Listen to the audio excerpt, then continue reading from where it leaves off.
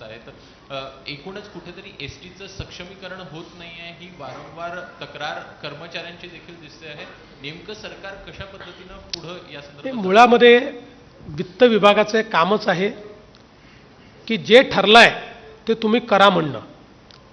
आता ज्यावेळी एस टीला मदत करायचं आपण ठरवलं त्यावेळी काही गोष्टी एस टीने देखील करायच्या होत्या, त्यांनी काही सुधारणा करायच्या होत्या। ती जबाबदारी एस टीची आणि एस टीच्या कर्मचाऱ्यांची आहे। त्या जर सुधारणा झाल्या नाहीत तर दरवर्षी किंवा दर महिन्याला तोटा वाढत जातो आणि मग सरकारवर अधिक भर येतो।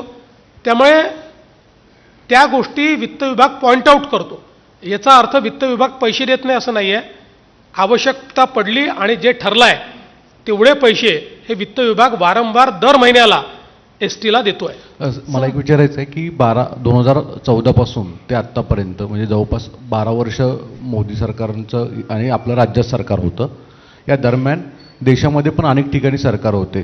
तुम्ही थर्ड पार्टी म्हणून ॲनालिसिस केलं आहे का देशामध्ये खरंच महाराष्ट्राला जास्त लाभ झाला आहे आणि त्यापेक्षा खरंच इतर राज्यांना जास्त झाला आहे? कारण की तशा स्वरूपाचं नॅरेशन वारंवार होताना दिसतं। गुजरात असेल किंवा कर्नाटक असेल अशा ठिकाणी मोठमोठ्या इंडस्ट्रीज जातात असं सांगण्याचा आरोप येतो। आपल्याला खरंच बेनिफिट झाला तेवढा? मला असं वाटतं की एकच आकडेवारी तुम्हाला देतो। UPA सरकार होतं, UPA सरकारच्या 2004 ते 2014 10 वर्षामध्ये महाराष्ट्राला एकूण 2 लाख कोटी रुपये मिळाले।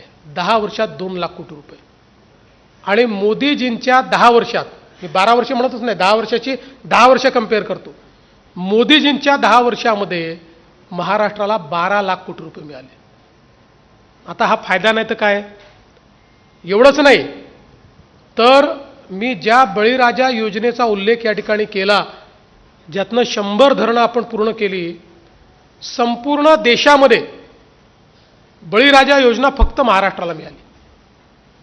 हे मोदी सरकारच्या इतिहासात पहिल्यांदा असं घडलं, एका राज्याकरता सिंचनाची योजना।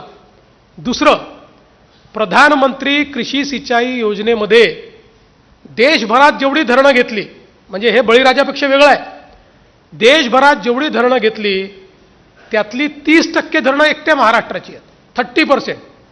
आणि प्रधानमंत्री कृषी सिंचाई योजनेतही सर्वात मोठा वाटा देशात सर्वात मोठा वाटा हा महाराष्ट्राला मिळाला। मी वेगवेगळ्या